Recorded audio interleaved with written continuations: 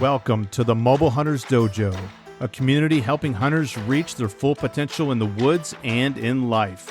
I'm your host, Matt Lear. Come on in, kick off your shoes, and take a seat on the mat as we develop a mindset for success, forge self-discipline, practice the art of continuous improvement, and hone our craft.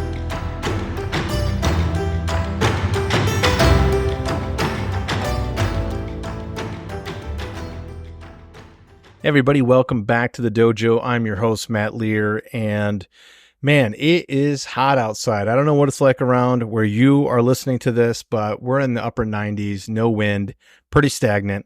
Feels like Nebraska September opener for me. So I'm using it for that. I'm out shooting. I went shooting a 3D course the other night with a friend of mine who invited me up, and that was a ton of fun. And when I left, man, it was like somebody dumped water over top of me. I was soaked, but that's how it is in the early season. I mean, it was 100 degrees last year in Nebraska. So fingers crossed I get drawn for Nebraska. In case everybody maybe you don't know, is that Nebraska switched over to a lottery system. So you have to apply now or go get points. I applied, did not go for the point. I don't know how it's going to work if I don't get drawn, if I get a point or not. But hopefully I get drawn because I really want to go back there. If not, then I'm going to go somewhere else, Kentucky, somewhere else for the September opener. But this is good training for it.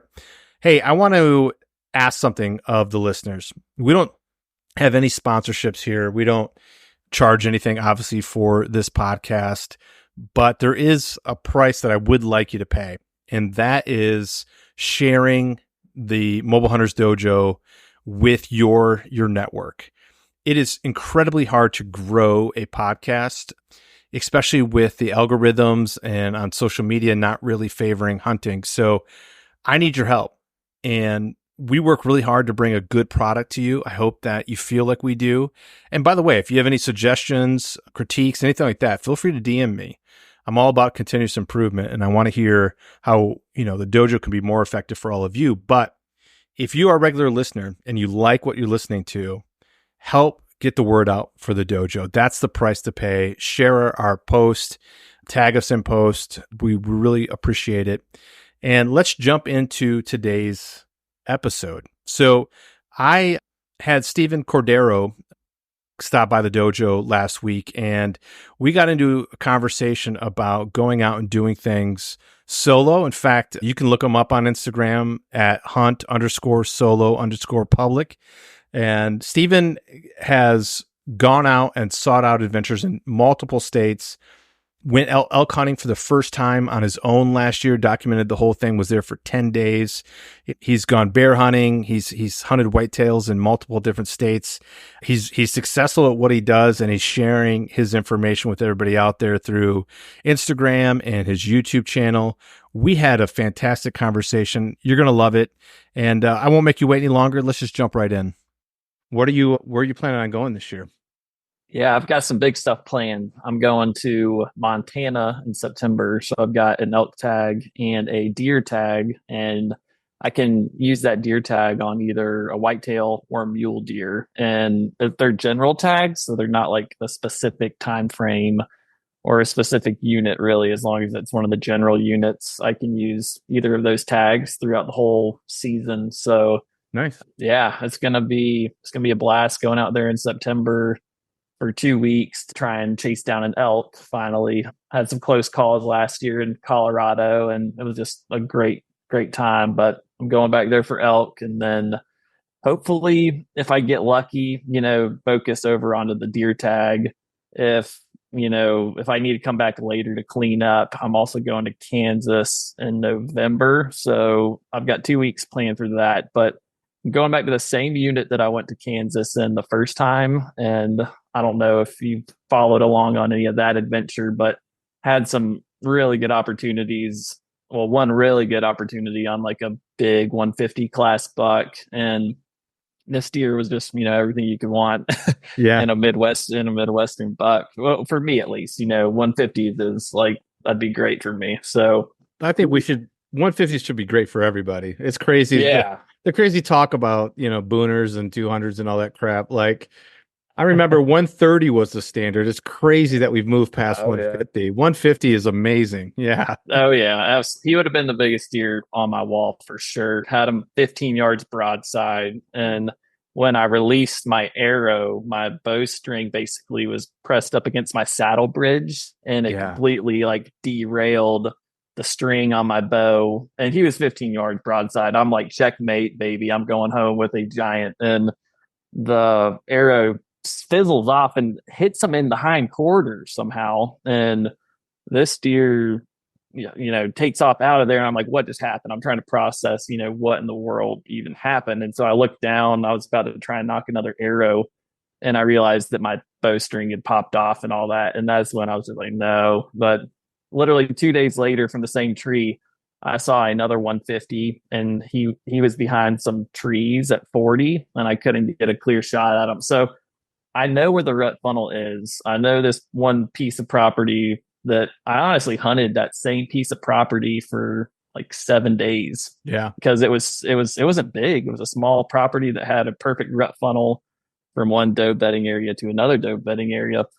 But all that to say, yeah, Kansas is on the list. I'm going back to that same unit. So I have a good feeling for having a good handle on that area. And you don't want to get ahead of yourself, obviously. But if I happen to tag out in Kansas early, I'll go back to like eastern Montana and try and fill the deer tag with a rifle if I have to, or even the elk tag if I have to. So Yeah. I've got some flexibility, but those are the two main out of state hunts that I have planned is Kansas and Montana. And then obviously I'll be doing North Georgia black bear and deer hunting around in Georgia. So Yeah. Yeah. yeah, Wow. should be good. So did you ever live in Florida? No, never been in Florida. Did you ever kill a buck in Florida? No, a lot of people think that deer that I had killed was in Florida because Yeah. I mean, all the palmettos and everything. But I'm like along the Savannah River, and Okay. there's a ton of like palmettos and stuff, and like swampy type bottoms and stuff. So yeah, it definitely looks like Florida. So Yeah, I I might have thought, just assumed it. Yeah. Yeah. yeah. So those, even for Georgia, I mean, very impressive buck. I mean, yeah, I mean, Mhm. that was pretty amazing. How many years ago was that? That was 2 or 3, probably three now. Honestly, yeah, it's been a while. It's been a minute since I've Yeah. killed a decent buck. And yeah, the last, honestly, ever since I picked up a camera and I started trying to self film, and I started a YouTube channel, and I started, getting into digital content creation, is when my hunting statistics and like harvest rates significantly went down. I've had good opportunities that either didn't capitalize on, or like the Kansas thing that just, a freak accident Yeah. it's without making too many excuses. I've had a rough time filling tags in the last season or two. So I'm definitely chomping at the bit to get out there this year and fill some tags. And not that it's all about filling the tag. The hunt is 99% of it, the adventure, the planning, and all that kind of stuff. But yeah, I'm looking to get back out there for sure. Yeah. So I would love to talk about that journey into content creation and filming. And I just said in the beginning of this, like, hey, I'm not going to do an intro. Like, I'll do it separately because we always ask, like, tell us about your background. But actually, tell us about your background. So, like, Okay. so Okay. are you born and raised in Georgia? Yeah. So Okay. I'm living in Augusta, Georgia. Actually, I'm only like the Augusta National is like less than a mile away from my house. So I'm in that area, and born and raised in Augusta, started hunting around this area with friends on private land and stuff like that. And then really started to get into the public scene when I got older.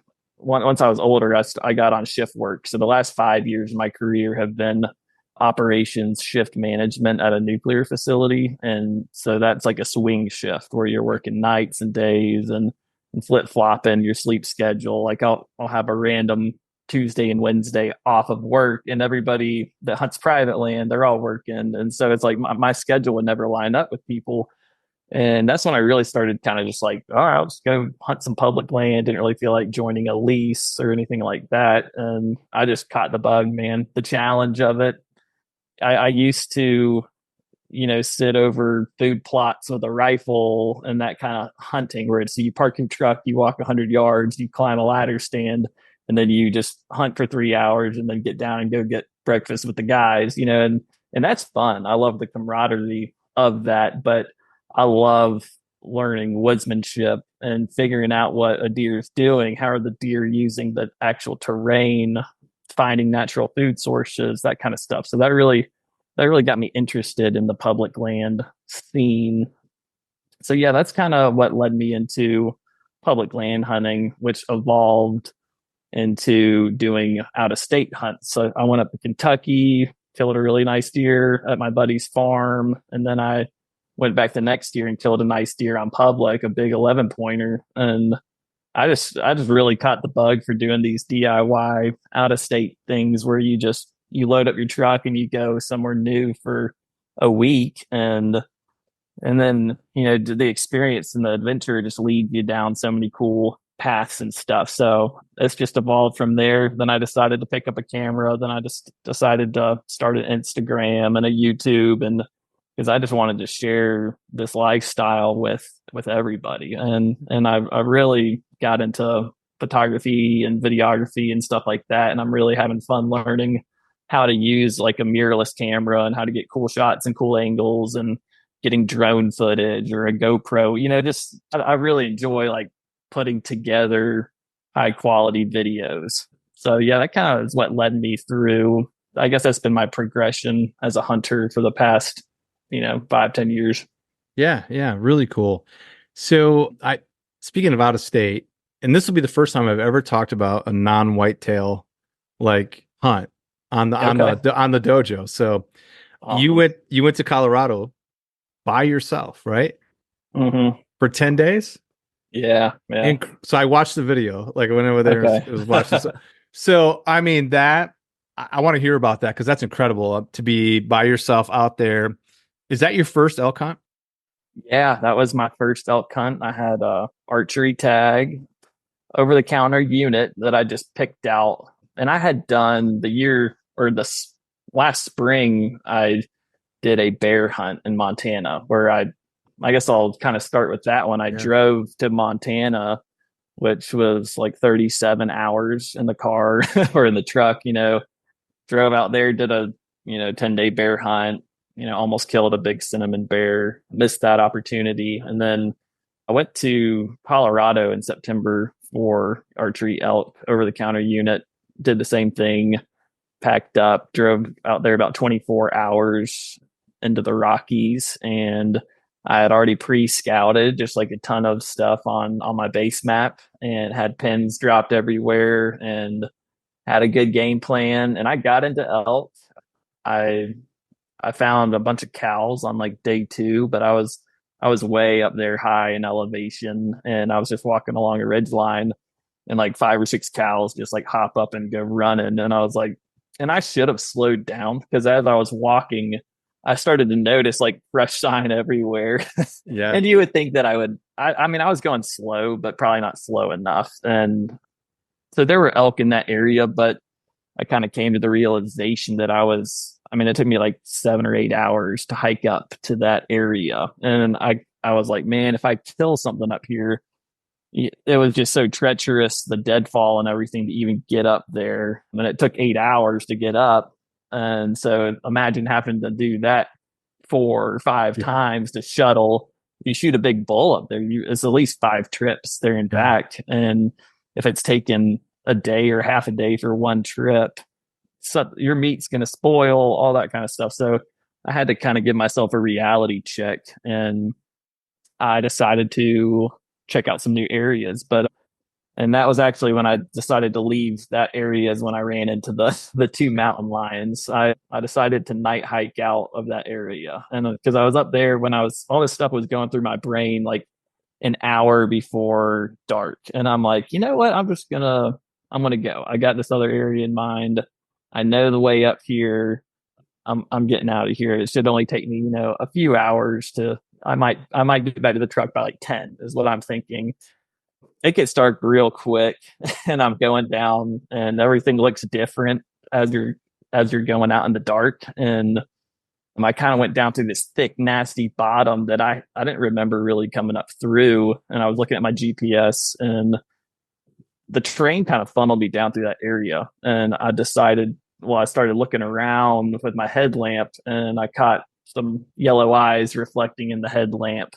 And they were at 40 yards. It was this big cat sitting over there at 40 yards, just crouched down looking at me. And that's when I started like raising my voice, all the things you're supposed to do when you're near a mountain lion. And I wasn't too worried about that one because it was just staying put. And as I was like moving through, I saw another set of yellow eyes at 10 yards. And it was just like this other mountain lion that was started taking crouching steps towards me and disappeared under like waist high brush that I was standing in. So I only had like a tiny little 9 millimeter with like 7 rounds in it. So Yeah. I didn't want to just start popping off shots at this mountain lion, obviously, but I was definitely fearful. I chambered around and started really yelling at it. And I dove off back behind me. There was a creek bottom that I just like crashed down through, crossed the creek, got up the other side. And then I was in more deadfall that was just like crazy. And I didn't get out to the truck till like well after midnight, just completely exhausted. So it was very adventurous. I need To say the least. Yeah. yeah, had to reset after that one, but yeah, it was a really fun trip. I ended up getting after I relocated, I got into more elk. Could have killed a cow, had a big cow and a calf come by me. The cow was at literally 5 yards broadside, and I'd come up there with like the goal to kill like a bull. I mean, any kind of legal bull was my pursuit up there. So a raghorn or anything would have been fine. But hindsight, I don't regret not shooting the cow. I mean, it would have been like a really good first elk. It wasn't too far from the road. Mm-hmm. Would have been plenty of meat, all that kind of stuff. But I'm kind of proud of myself for sticking to my game plan, which was, you've got 3 more days left and you want to kill a bull, just see what happens. And so every time I pass on a lot of animals and kind of backtracking, that's the last 2 years. It's like, you got to pass on animals if you want to end up shooting, something like you shot with a 200 inch or, whatever your goal is. And, trophies aren't everything, but like you set the standard for yourself and then you got to hold the standard for yourself. So that's kind of that's what I did in Colorado. And that's what I've been doing is I let stuff that I'm not interested in shooting walk. And I passed on a good 3.5-year-old buck last season, came right under my stand. And I was like, man, I just want to see what he could turn into next year. So Yeah. that's kind of where I'm at as a hunter. I'd rather have unfulfilled tags that I know that, yeah, I could have killed a buck, but I wouldn't have been happy or excited about that. So that was kind of my whole thing with the cow. To pass the cow, I ended up getting on a raghorn like 2 days later, the day before the end of the hunt. And he either smelled me or heard me. He got up and started, crashing back towards the road. I tried to put a stalk on him and it just didn't pan out. So that was about it for the trip. It was good. I got into elk, had opportunities, so that's all you can ask for going out there Yeah. on your first time. So Yeah. It's amazing. I'm thinking 10-day hunt, and I've done it before. But not in the same conditions. I've done it in much easier conditions. Went to Missouri for 10 days and it was a grind. It was hot and there was a bunch of people out there. And, around day 7, I started to not enjoy the process a whole lot. and, yeah. and I'm thinking to myself, you're up there in the mountains. It's a much more strenuous than what I'm dealing with down there. And to be there for 10 days by yourself, it takes a lot you got to have a lot of fortitude to be able to do that. One thing I thought about with it, when you were making these plans, are you the kind of guy that goes, okay, let me see if this makes sense? And you draw out a list of like the pros and then the negatives, and then you decide based off that list that no, I'm going to go? Or are you the kind of guy that's like, hey, I want to go hunt elk, I'm going, and then you find a way to make it happen? Which camp do you find yourself in? I'm a big planner, but I'm also I'm willing to just take a dive into something crazy, but if like, yes, it is crazy to drive out there and do that kind of solo hunt by yourself, but I'm weighing those, the problems that could arise, everything that is associated with that. But I'm also I'm planning. Like, so the whole year leading up to that trip, I'm studying maps. I'm writing down plan A, B, C. So planning and like physical preparation, shooting your bow, all that kind of stuff. That's half the fun for me. Like, Yeah. I can look at maps all day and be like, oh, I bet this little gully would hold plenty of elk. Look at everything around it. Like, look how far it is from the nearest access point. Like, I get fired up when I see like a little pocket that's like far away from any access points, because that's honestly where you're going to run into animals, because most hunters are lazy and they don't want to get off the beaten path unless it's for like a mile max. So yeah, to answer your Yeah. question, I'm more of a planner. Does that answer your question, Yeah. I Matthew? think and don't agree with me just because I'm saying it. I think you're a planner to make it happen. Here's the point that I was trying to go for. I think the idea of going out of state for some people, when they think, hey, I want to go out of state, but I don't have anybody to go with me. There's the first but I've never been to that state before, but I've never hunted elk before. But and then it's these reasons why they can't go. And I think that's kind of a natural thing for people to do. I'm not even trying to pin someone into a certain category, where I think the guys that tend to see go do these adventures and live this life go, I want to go to Colorado and I've never hunted elk before, so I'm going to Yeah. instead of the it's I'm going to prepare. I'm going to study maps. I'm going to research the area, the crap out of it. I'm going to shoot my bow. I'm going to start training physically for this area. Where the guys that find adventure prepare for adventure and they make themselves ready for it, and they have plan A, B, and C. And I think the guys who sit back and go, I wish I could, come up with reasons why they can't. And Mm-hmm. that's, to me, the guys who come up with reasons why they can't is actually the natural way of like, yeah, but I haven't done, like, I get that 100%. Yeah. But I think it's the guys who say, but I'm gonna come up with a way to make it happen. And the Yeah. point is, it's just really a shift in your mindset. That's all it is. And I think some people's mindset are holding them back from living these amazing adventures that I'm seeing you like go out and do. It's awesome. I totally love it. And Yeah. I want other people to kind of understand that so they can start to just go and figure it Yeah. out, you know? Yeah. And it's difficult, and that's why a lot of people are going to make excuses, is Mhm. because, like, and they have probably good excuses, like, well, that's a lot of time away from my wife or my kids, or I've got limited vacation time. And you can write up 100,000 excuses on why you shouldn't do it. But for me, once I have something like in my mind that I want to do, I will go to whatever lengths it takes to get out there and try it. 2 weeks vacation time, whatever, I'm burning it. Yeah. You got to pay $700 for an elk tag. I don't care. I'll save up. I'll budget for it. And so you can make the excuses, or you can plan, prepare, and make it happen. Like, it's a choice. It's a It simple, is. like you said, it's a mindset that's a choice. And some people just don't. Some people, I think it's a comfort thing. Honestly, I've noticed it's same kind of in my career, where I've switched jobs probably 7 times in the last 10 years, but each job was a promotion, a progression, learning something new, like throwing myself into a brand new arena that I know nothing about, that I'm not even, like, my degree was in business management, and I was like basically a shift manager over a nuclear facility. So I mean, those two don't even line up, but I was willing to, you know, make the connections with the people who saw that in me and were willing to give me the opportunity to do that. And then I got to go through the qualification process, yada yada. Like, you got to put yourself in position to get lucky, and then just start stacking the chips in your favor.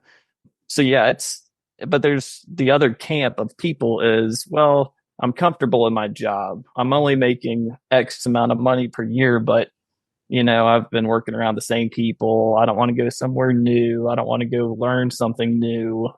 So it's kind of like you're either set in your ways, or you're always you're always looking for a way to adapt. And so I don't think I'm naturally great at anything, but I've been able to become great at things that I set my mind to. I'm actually a national champion disc golfer. So, yeah, I played on Augusta State University's disc golf team.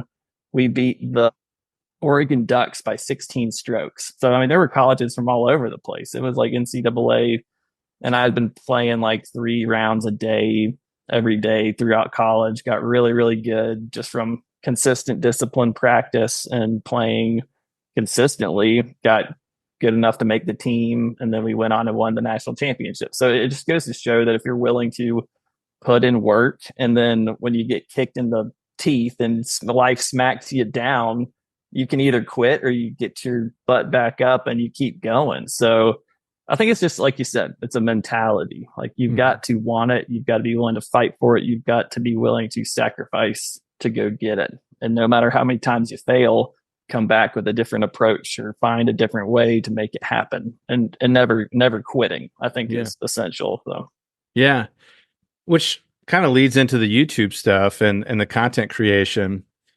I mean, I think that's kind of a scary thing to do because you put yourself out there, right? And so I mean, we all have seen people comment on YouTube and stuff like that. But is that something that you're looking to grow and expand and maybe one day go full time with something like that? Is that kind of in the background, or is it purely like, no, it's more of a diary for me and I'm just going to put it out there, like, or is it just maybe get yourself lucky or see where it goes? I don't know. What are you thinking yeah, about with the YouTube?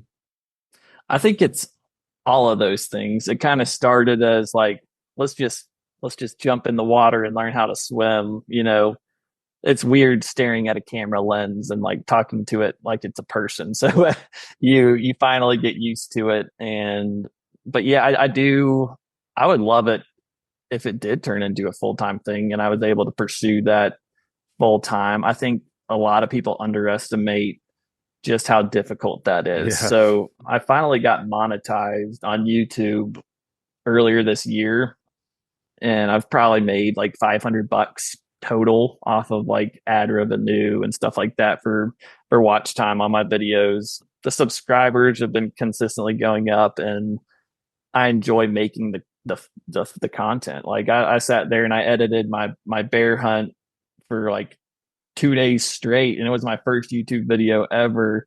And it's like I had some days off work, and I was on the couch from like dusk till dawn with my laptop editing this video, putting music to it, cutting up footage, and it's like the whole day just like flew by, like, and I just enjoyed it that much that I didn't even notice like the whole day just went right by me. So I love it. I love where it's taken me. I love the connections I've been able to make, some really cool people in the industry.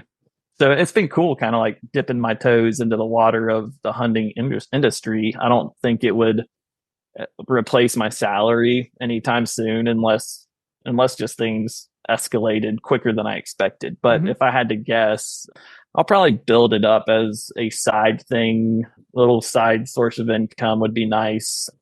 But I also do product photography and other content creation for like some brands. I've been working with Reveal Cell Cams, Dialed Archery, several like America's Best Bowstrings, Morel Target. So I've got a list of people that I'll send them, product photos, and they send me free stuff kind of deal. So that's pretty cool, is to be able to Yeah. trade content for stuff that I'm gonna buy anyway, and it's high quality stuff that I'm willing to put my name behind because it's what I'm going to shoot anyway because it's Mm-hmm. good stuff. So there's perks to it, but I wouldn't say that any of the compensation or free stuff has outweighed the amount of work and effort that I've had to put in to get it to where it is now. So, and it's nowhere near where it can be or where it could be. So I guess I'm always looking at how I can push it further, but also while maintaining like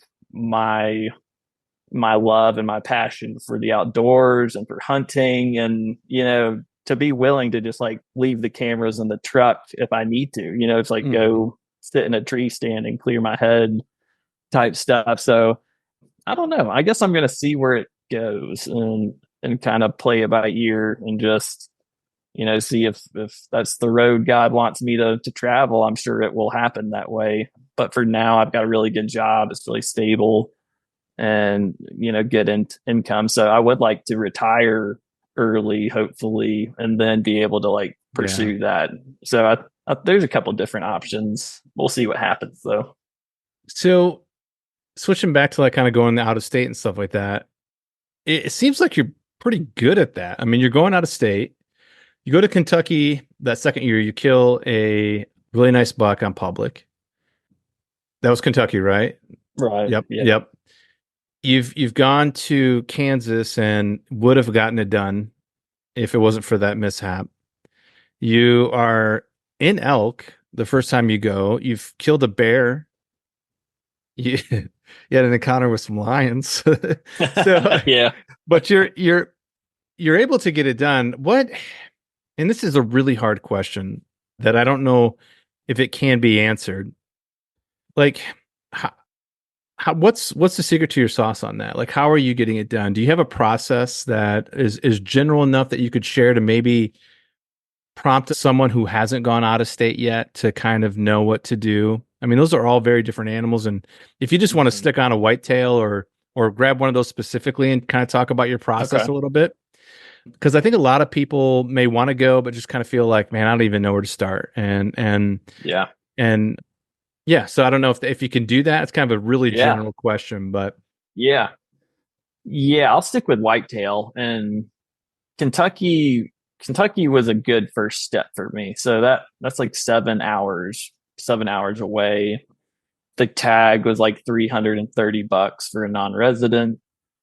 And it's like it gets you into like Midwestern really big deer potential versus Georgia. So the drive was not far, the tag wasn't overly expensive, and the potential for big deer abounds. So you're figuring out. I'd say start with your budget, and if you have a budget, you might. If you don't have monetary constraints, then shoot for the big leagues yeah, and yeah, try and go to Kansas your first year, or whatever. But yeah, I would say pick something close to home, and that's going to be different for every person. But to the guy who wants to go try a new state and do something DIY, look at the states around you, look at how expensive their tags are, look at the deer habitat, how much public land is available.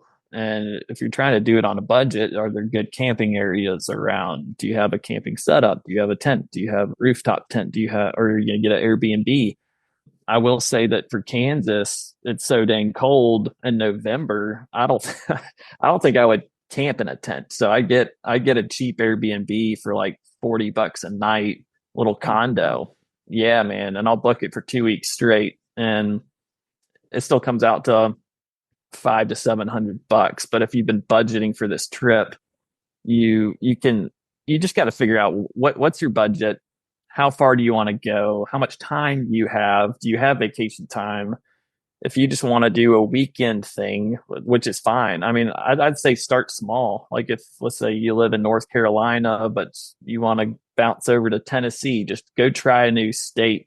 And that's really you have to want to just go experience adventure. Just pick a state and go. And yeah, if you once you do that, you pick your state, you get your tag, and then start your planning process, square it away with the wife, whatever you got to do to be, and start with like a weekend trip, and go drive 3 or 4 hours out of state and camp out on some public land, and do like a couple day deer hunt, and if you enjoy it, start building off of that. And but it's really just getting started is the yeah, hardest part, is committing to do it. And like you said, it is probably a lot easier to get a group of guys to go with you and to go meet up with some like-minded individuals. So trying to find somebody that can do it. And I love the camaraderie of hunting with people. It's just kind of turned into solo type stuff for the most part. But I'm actually meeting a guy I met at Total Archery Challenge like a month or two ago. Became great friends with him because we were shooting targets all day, and I'm actually going to meet him up in North Georgia to go trout fishing this nice. weekend. So it's like meet up with other people But if you have the desire to get out there by yourself, there's a lot of benefit to going by yourself, to proving to yourself that you can do it. And you kind of gotta learn to bet on yourself. You gotta learn to trust your instincts. There's so much that you can learn and grow when you go solo. Obviously, you got to look into the safety precautions and stuff like that. But it's worth it, man. It's Yeah. great, and doing the DIY out of state stuff. It's if you're even thinking about it, just quit thinking about it. Pick a place and go. And if you don't have a good time, then go back to whatever you were doing. But I guarantee you, you're probably going to catch a little bit of a bug, and you're going to want to think, okay, well, it's in that next state over, or oh, if I go 2 states over, I'm in really big deer country. So it's just a never ending game for me to where I could play this my whole life and, Yeah. Oh and yeah. have a blast. So I think I don't know. I mean, I could see it both ways. I started off solo and now I'm hunting with guys. Not every time, but same thing as you. I met some people on here like-minded and we click and, we're there. But for me, I thought starting off solo was the right way to go because nobody was there to hold me back. There wasn't a guy yeah, who all of a sudden was tired and didn't want to get up or, wanted to go home or wasn't, having fun. I could just push through. And I had that kind of mentality where I would show up and just push through until either the time was out or I got it done. And I figured I could control myself. That's all I can really control. I can't control anybody else. And so if right. nobody else was there, I just had to worry about me. So when you were in Kentucky that time, were you solo or were you with somebody the second time when you got that buck on public? I was solo. Actually, I bought the tag early September because I went back up to my buddy's farm where I'd killed a big 10 pointer the year prior. And we did some like late September hunting or on. He's got a aunt and uncle that have like a ton of farm acreage up there in Western Kentucky. So That's I went nice. back up there with him in September. And then we didn't tag out. We didn't really see any bucks at all. Honestly, it was kind of a bust. The rut's way different. So it didn't line up for us to go back to his place later on in the rut. And I still had this tag burning a hole in my pocket. So I was like, man, I can. So I started looking at the public land online, and that's when I first get excited. Is when I start scouting and thinking of the possibilities, the potential. I'll start picking out different properties and diving in.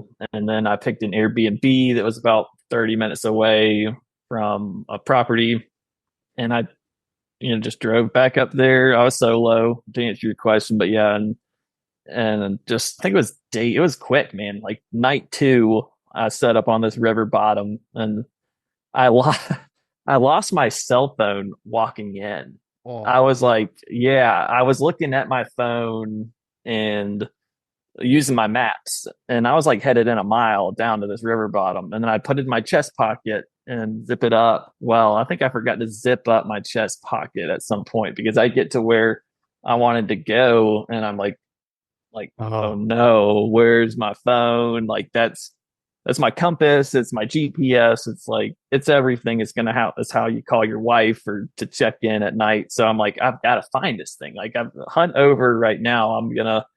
I gotta find the phone. So I'm walking around for like an hour, like trying to backtrack my steps. I'm just making all kinds of noise. And I'm just like, dear God, please let me find this phone. yeah. And I'm walking on the last stretch and I look over to my left and there it is, glistening in the leaves, just like sitting there. And I'm like, thank so I get my phone, I look at my watch, I'm like, well, I still got an hour or two of daylight. I'm just gonna set up. And I wasn't expecting to see anything because I've been walking around making all this noise. But I'm like, well, I'll start running to make it, hopefully that'll cover up some of the noise. So I put my climber up in a tree. I'm doing some calling sequences, grunts and doe bleats and stuff like that. And like 30 minutes after being in that tree, this big bruiser comes down the pipe, man. Like, and I was rifle hunting actually, and I could have killed him with a bow because he came down the river and cut up to my left, and he was broadside at like 30, 40 yards. And I just shot him with the rifle. So I do think that all the ruckus and then followed by the grunting and stuff like that actually played into him coming to check out and see that commotion about, all that leaves Yeah. rustling and grunting around. So it was, I mean, it was crazy how it worked out. It's those times where you're like, how did, like, you feel so dumb, like you just like you just messed up the whole hunt in your mind. You lost your cell phone. You're making all this noise, and then you kill one of the biggest deer you've ever killed. So it's like, I mean, it can happen on any day, anytime, anywhere. So never give up, really. But Yeah, which is really a testament to the rut. And so that's one thing I would say for a new guy. Like, if you're gonna go out of state, do it in the rut. Now everybody else is doing it too. Like, you're gonna get there and you might see people.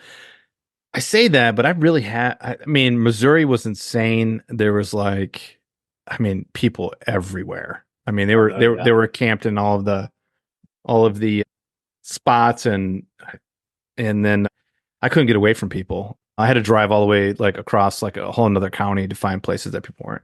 That's the only time though. And I've been hunting out of state for, I mean, forever. I'm an old man. So since 2000, I think 8 was the first time I went. So my point is that we talk about it a lot, but I think there's ways to get away from people, and there's a good chance you pull up and there's nobody there. The rut is great. Do you pre-scout at all? It sounds like you didn't on that one. You kind of just you did some map scouting, I assume, and yeah. then. But did you ever get a chance to put boots on the ground before you hunted? No, I didn't. That was just I'm a big, well, on out of state hunts. I just don't have the time really to go pre-scout. I guess I could probably try and take a weekend trip up there, but depending on how like Kansas, there's just no way. Like if I'm driving 16 hours, it's going to be to hunt. Mm-hmm. And if I had more vacation time that I wasn't already allocating to all these different hunts, because now that I've gotten into Western hunting, elk hunting, bear hunting out west, and driving out there, it's like you just need more vacation time. And then if I commit 2 weeks of vacation time to a big rut hunt, my whole frame of thought is the rut is so unpredictable as far as like what you can see where. I'm e-scouting. And I'm looking at terrain funnels, and I'm looking at, potential food sources. And then when I actually get to where I'm going to hunt, I will drive and I'll be like, okay, this looks kind of what I thought it looked like on the map. And then I'll make my play from there, and it's all run and gun. I'll go in, set up, I'll throw a sit or two at it. If I'm like, I don't, if I see deer, I'm in the action, I'll keep coming back, because the beauty of the rut is this buck might pass, and 3 hours later a new buck's gonna pass, and they're covering miles and miles and miles. And a lot of whitetails hunters that are successful would probably shoot me for saying this, but it's like, when, like, I know wind's important, but like during the rut you can get away with so much. Like, it's like, Yeah. yeah, set up for where you think the deer are going to come from, but they might come from anywhere 360, and you don't know. You just got to be in that funnel in the right position, because he's going to come cruising by and he might not give a flip if he smells you. Yeah. And I've seen deer do some really dumb stuff. And so yeah, I would study the topographical maps, look for terrain funnels, pinch points, and that's where I'll drop little pins on my map, and I'll show up and I'll hike in and I'll look at it. And if it looks good, kind of like I thought it was, I'll climb up in the saddle or the climber or whatever I have with me, and I'll throw a sit at it. So, but yeah, if I had all the time in the world, or I didn't have another job or something like that, I would do a lot more scouting out of state. But I struggle to scout enough even in my home region. So, Yeah. but I have a lot of more legacy knowledge of kind of these areas. I know what's good and what's not. So yeah, it's, if you can do it, if you can, get away from your wife and kids or whatever it is for another weekend to go scout, it would be worth it for sure. I personally don't do that though. Yeah. Usually. Yeah. I usually in the last couple of years I have, but for the majority of it, I just show up. I would just show up and hunt. I would do e-scouting and then show up and kind of figure it out. And I find myself doing that even now. Like I just got back from scouting Illinois, and we Nice. were in a spot and we saw it for about 4 hours, and it's just this huge area, right? And I'm like, I got enough. Like I'll figure it out when I come back here. But if this was my Yeah. this was my home area, I would pick apart every little inch of it trying to Yeah. figure it out. And I kind of wondered to myself sometimes if we don't overthink it in our own backyard, we kind of do maybe more than what we really have to do. Hmm. But I also know the rut does help out a lot because a lot of times I'm out during the rut. So, and I can't agree with you more on the whole don't overthink the spot during the rut. Like, yeah, you might blow a buck out going in, but there's gonna be another buck coming by if you're in one of those funnels or pinch points. Which leads me to say, for a guy who doesn't really have a firm grasp of funnels, and this is really tough to say because it looks different in Kansas than it does in Kentucky. But can you give some examples of some Midwest funnels that you see on a map and go, you know what, I'm gonna go check that out? Yeah. So Kansas is pretty easy. I would say the Midwest is pretty easy to like. You can look at the map and 95% of the land is wide open. So it's a field, it's a crop field, and then you look for those little fingers of either usually it's a creek, like a creek bottom that has trees on it, and then look for bigger pockets of trees. So the particular property that I keyed in on Kansas just had two big pockets. When I say big, they're not really that big, but like two decent sized pockets of timber with a little timber strip connecting those pockets, those little wooded areas. And then I've got, cut corn over here, and then like a CRP strip that kind of runs up through next to the tree line. And so I'm like, okay, I know bucks are going to be cruising this tree line. I know they're going to, and there's deep little drainage ditches that are like, Mhm. they're 10, 15 feet deep, and these deer will kind of just pop up out of them, and they'll cruise a tree line, and then they'll scent check a wooded area where the does like to bed. And there would be, tons of does bedded in those tree pockets. So I try not to like dive too deep into the woods because I know that deer were going to bed there and they come out to the cut corn to feed.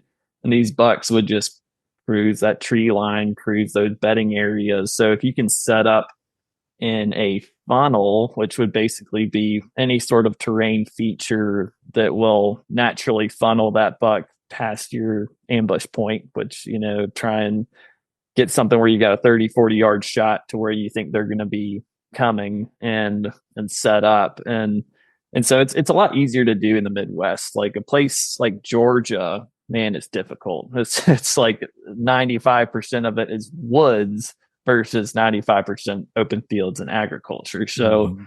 it's a little harder to find, but you can still look if you got like two rivers that are coming together and then they kind of cut out like that, and you've got this nice little saddle area where a deer is going to walk straight up the gut. Just look at land features like rivers, ridges. If like the terrain is going like straight into like a ridge slope, that's just going to clearly naturally funnel deer movement by you. So, and it takes a little getting used to, but there's a lot of good YouTube videos and stuff like that where you Mhm. can learn how to scout and pick different spots, Mhm. and then trial and error. You just got to pick a spot, go throw a sit at it, and be like, okay, the deer are actually over there, and that's what they're doing, and then you're getting intel each and every sit. So like that's what's awesome about it is you can pick a stand and be like, okay, they're not coming by this area like I thought they would, and then you can readjust and move your stand. So you're learning on the fly, and you just got to make decisions. But Yeah, I think what you said there is really important is that you notice, you see things, then you move, right? Like, I love that you give it a couple days sit and then recognizing that, hey, it's not happening here, but it's happening over there. I'm going to get up and adjust is really crucial, not to just get frozen and stay. Unless, just like you sat in that one funnel for 7 days. There's certain spots where you're going to know, like, this is the place to be, and I'm going to sit it out.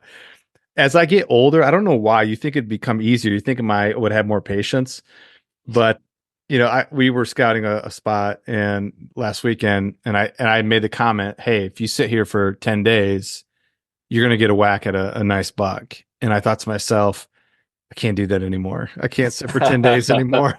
Like, I gotta go.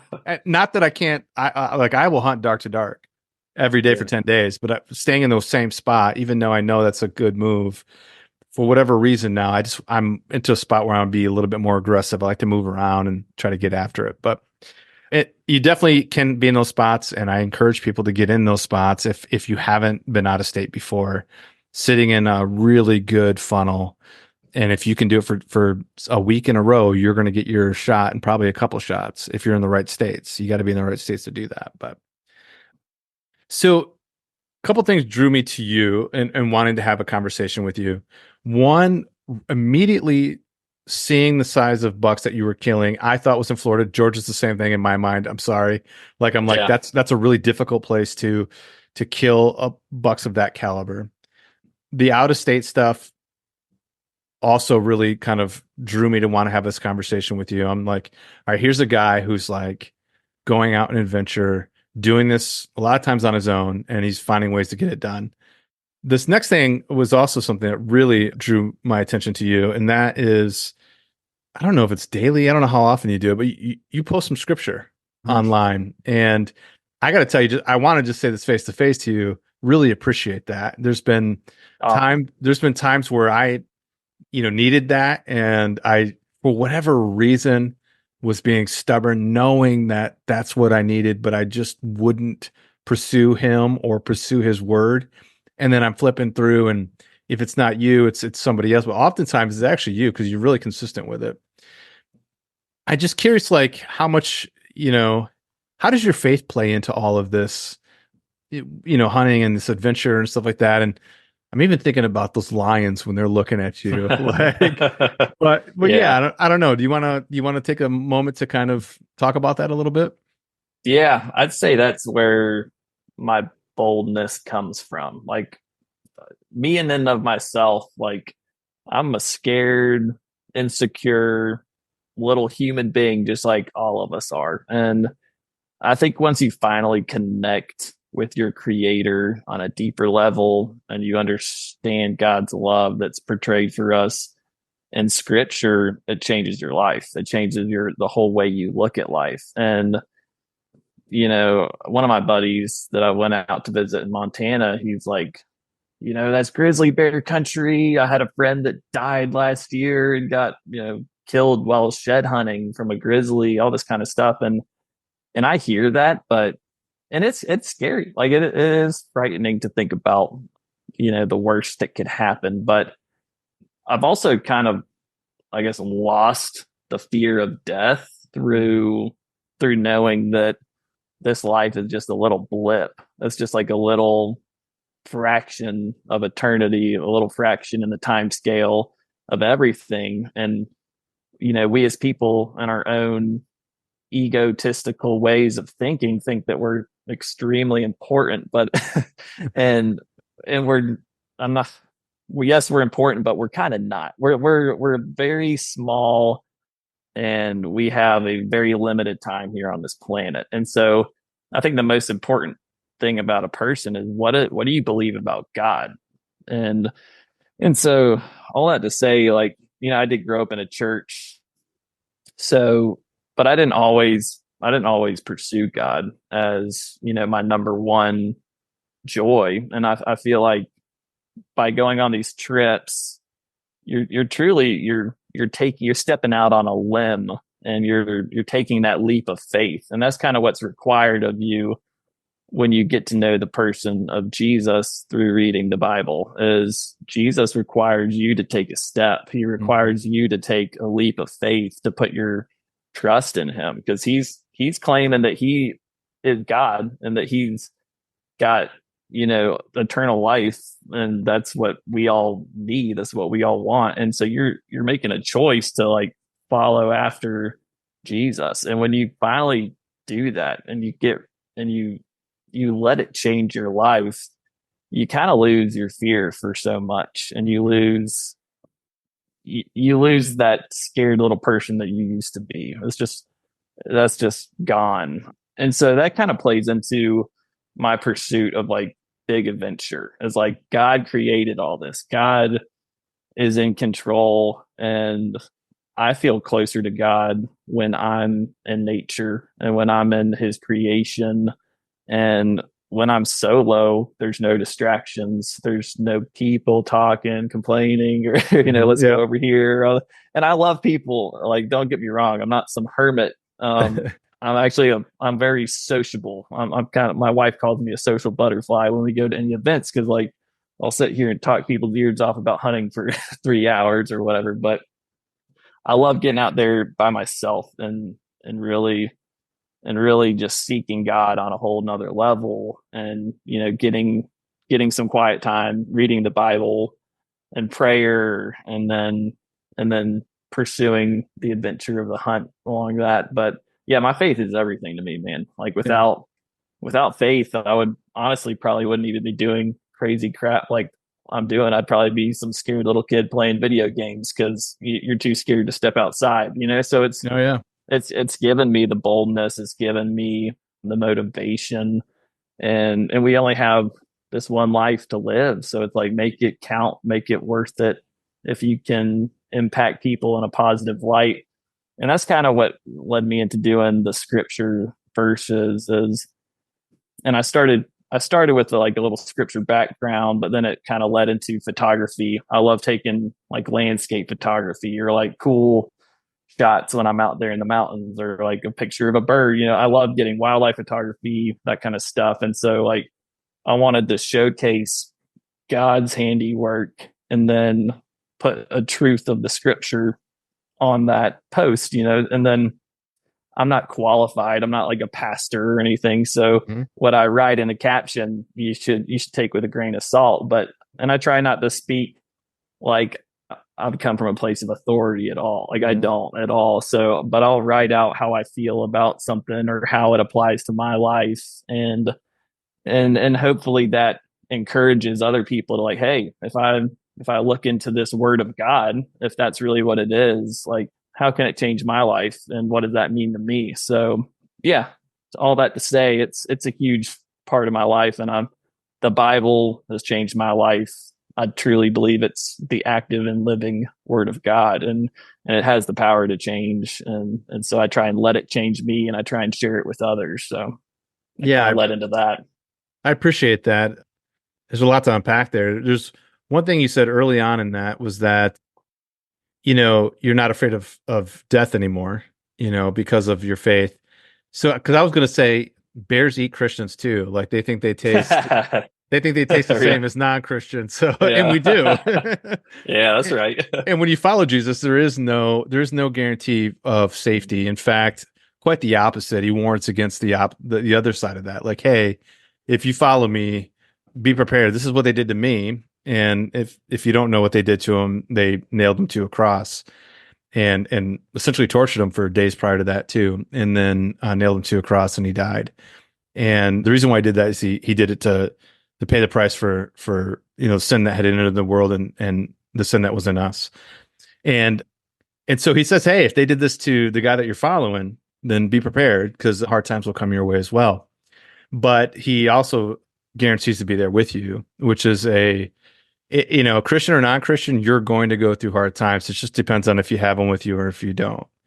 And so that's always been my reassurance of going, okay, look, hard times are going to come, and I might get eaten by a bear, but if I do, then I'm with him. And I also know what comes afterwards. And so that was one thing that really stood out to me is that you didn't say I'm protected because I have Jesus. No, Right. No. those lions might have attacked you and they might not have. I mean, Right. he does, he can provide protection. And that is something that we can ask of him, but it doesn't always come. The other thing that you said there was, you know, the fact that you weren't speaking from a level of authority or that you were speaking on, this is what it means to me. And I really appreciate the humbleness there. And that's something that I think I've never felt pushy by any of the stuff that you've put out. It's never been pushy to me at all. It's always, from my perspective, looked like it was coming from a very humble place. And so I appreciate that as well too, because nobody likes things shoved down their throat. The other thing that I would say, did you mention that you had been in church you kind of grew up in the church, but that didn't always equate to meaning that you were pursuing Christ? I was the opposite. I did not grow up in the church, and I did not live a life that maybe a church person would want me to be at the church sometimes. But later on in life, I came to Christ. So I say that to say, hey, all walks of life are welcomed. It doesn't matter if you've grown up in the church, you still have to make that decision to follow him. And you don't have to grow up in the church and you can make that decision to follow him. So I want to touch on that because we're both men of faith and you've been bold with yours, but in a way that's very humble. And I appreciate that. So thank you for doing Thank that. you. Yeah. Yeah. So it's just how fast this stuff goes, man. We're already at an hour, but Oh, I wow. I want to give you an opportunity, maybe that you came in with something that you really wanted to talk about, and I'm willing to go as long as you want to go. So, was there anything that maybe we didn't cover, or that maybe you want to go in deeper with? I'm all for that. Or if you're like, no, Matt, I feel like we covered everything pretty well. That's okay too. No pressure to go any deeper. But I want to give you Okay. that opportunity. Yeah. I've been dying to ask you, man, that 200 plus incher. So Yeah. or I'm sure everyone listening to this podcast knows when I saw that pop up on my Instagram feed, I was like, no way. That is like, I was so happy for you, man, I because I was appreciate like, that. I see the work that you've been putting in, and I saw your stories of you out there sweating your butt off during the summer, putting up trail cameras. Like you busted your butt to get on a giant, and it was so cool to see that. Just like that just doesn't happen to everybody. So how do you feel that you've changed? Have you changed? It's like, does a 200-inch deer change a person, or is it just like another trophy? Did it feel surreal? I'd love to hear your whole thought process on like what it's been like to basically kill the epitome of a deer, of what most whitetail hunters dream about since they're a kid. Like Yeah. I grew up personally reading the Field and Streams and seeing these giant deer, and just like you always, when you're daydreaming looking over that ridge, you're just like, man, if only that deer would walk over. So it's kind of cool to see you have that success. And so yeah, I'd love to hear you talk about what that's meant to you. I appreciate it. It'll be the first time that I've ever talked about it on my podcast. So Awesome. I've talked about it on other ones because people have invited me on. I've actually made it a point not to talk about it, and almost to a point now where I actually feel like I'm glad you asked the question. I'll just say that. How do I say this without sounding offensive? I'm really grateful for what happened.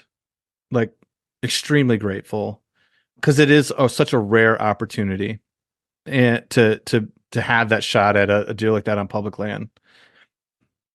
It doesn't mean as much as what people may think it means. Like it really doesn't. Like I'm gonna see if I can turn this up high enough. There he is. No, yeah, but this is what I wanted you to Okay. say. Okay. That guy right there. And if since I don't always put it up on YouTube, I'm pointing at about a 20-inch 7 point. Yeah. Very small buck. That buck probably means more to me than the buck from last year. And Wow. that buck, that's my first buck I ever killed. And I'm not just saying that. I mean, I really mean it. And the reason why I want to say this is I think if there was a time in my life that getting the biggest buck meant everything to me. And I would go out and I'd work, and not too long ago, I'm talking just 2 years ago, hunting was miserable for me.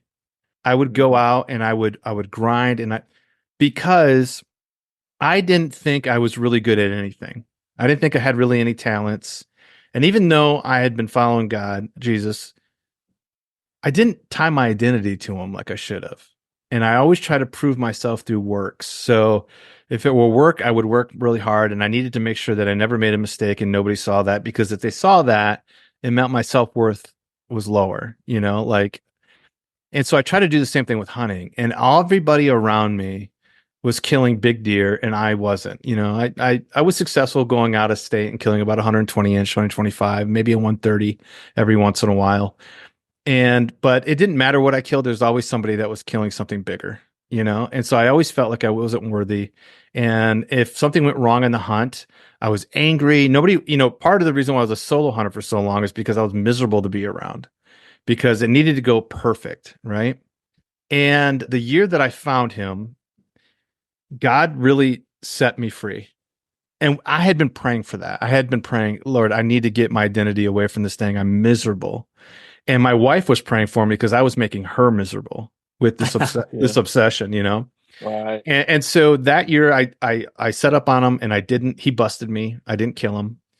And I ended up coming back during the rut and everything was falling apart again. My identity was wrapped up in it, even though I was trying to get away from it. And I set up in a tree and I just had this moment with God where he was like, look, no more. Like your identity is me. It's not this stuff. I put this in you to enjoy and I enjoy you doing it, but not when it's like this. And a buck parade happened in front of me. Literally, I've never had it happen before. Seven bucks, all of them very nice.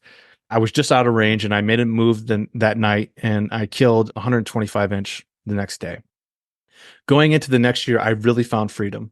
I really found like it doesn't matter what I do out here. This is not where my worth is. And then that happened.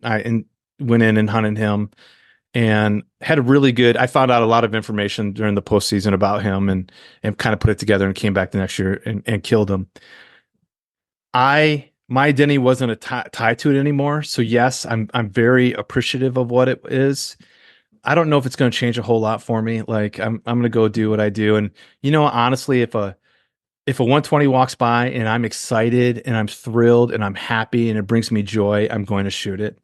I am trying to challenge myself like you to let some things pass, not because I killed that buck, it's just because of where I'm at in my history. So that's a very long answer. The point of it though is really, if a lot of guys think that that's what they want, but if you're doing it just for that reason, it's going to be an empty trophy and you're going to find yourself very miserable, because that was my journey for a very long time. It didn't matter what I killed. And here's the best part about it. For a public land buck that size, 204, people are telling me like, oh, this is going to be the biggest archery buck taken maybe in the United States this year, on public, excuse me, because I'm on private. It happens all the time, much bigger. A month later, a guy walks in who's never been on a piece of public and he killed a 215, like, Yeah. and Yeah. if you think that's going to be the trophy, guess what? It's going to be Yeah. someone's going to get a bigger one and it doesn't matter. Yeah. So very long story about it, but yeah, it's great. I feel blessed, but I don't Man. really think about it and I kind of move on. Yeah. Yeah. I love that you say that, because I had kind of a realization. Well, it was kind of weird. Like I was my local archery shop. It was this year or last year, and they've got a warehouse area. And then I look over and there's this trailer inside, and it's got like 50 shoulder mounts of deer, and they're all just sitting there Yeah. covered in dust. They're not on anybody's wall to be displayed. They're just sitting in a corner covered in dust. And it's like, and I thought about it. And I'm like, man, I love taxidermy. I love trophy animals, but that's not the hunt. And I love that kind of that you were brought to that realization, and it's something that even I think a lot of us still struggle with. Like it's easy to say, no, I don't care about the trophy, but I think deep down, a lot of people really do. They want that trophy and they seek it like it's their, like it's going to give them eternal joy once they are beholding this 200-inch deer. And it's like, no, man, it's not gonna satisfy. There's always gonna be something else to go Yeah. achieve. There's always gonna be somebody who beats you that now you got to go try and one up them or what. So if you just if you get onto that train of thinking, it's like a never ending treadmill, and you're just chasing something that's constantly out of reach. And so it's cool to hear you speak about it like that. And it's like, what, you can't take these trophies with you. We all have a finite amount of time. We're all gonna die.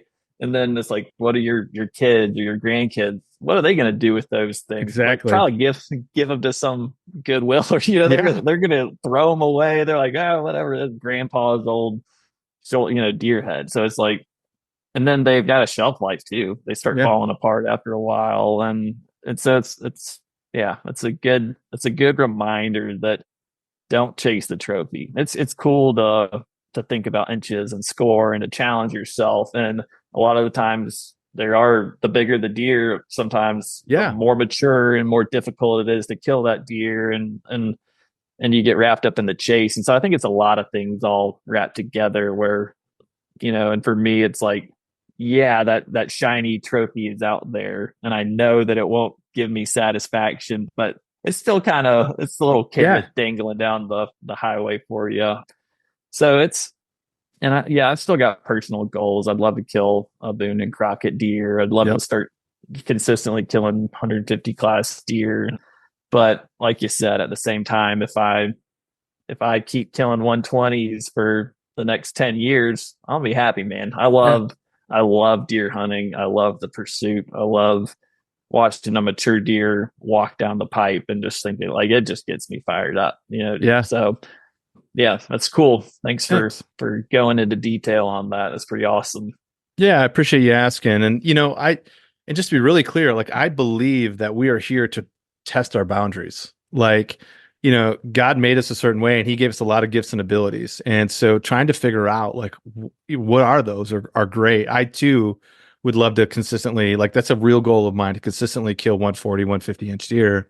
I too want a Boone and Crockett, again. And so I think I want that because I want to know what he put in me and I want to figure out where that's at. And I think that's fantastic if you do it that way. And it's not to prove a point to anybody else, but to discover how you were created. Like that is a fun adventure to go down and test. And that's what I want to do. The mission of the dojo is helping hunters reach their full potential in the woods and in life. Nice. That's our mission statement.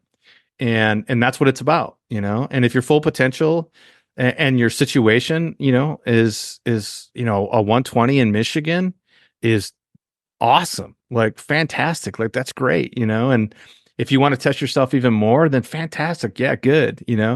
It's just about developing and reaching your full God-given gifts. That is really my mission. So anyways, I appreciate you asking. Yeah. So, anything else before we close up? I can't think of anything. Do you have anything that you were thinking to ask or? No, I've asked everything. I said I didn't have an agenda, but I guess I did have a hidden agenda because I asked a lot of stuff. But where can people find you, like on your YouTube and on your socials? YouTube is Hunt Solo Public, and Instagram is Hunt underscore solo underscore public. And those are my two primary platforms where I'm pumping out content, a few times a week usually. And I've been trying to upload consistently on YouTube. So yeah, go over there, find me.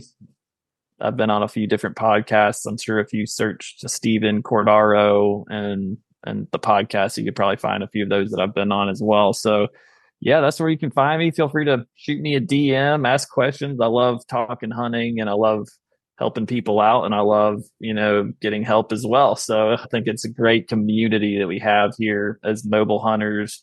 And I'm extremely thankful to have been a part of the dojo, Matt. So thanks for having me on the Yeah. show, dude. It's been a great chat. Yeah, I've enjoyed it a lot. And I'd love to have you back. Maybe at the end of the season, we can recap our seasons and talk then. So, well, thanks again for coming out. Thanks for everybody else for coming out to the dojo. We'll be back actually on Tuesday with a 10-minute Tuesday and then next Thursday with another Whitetail Master.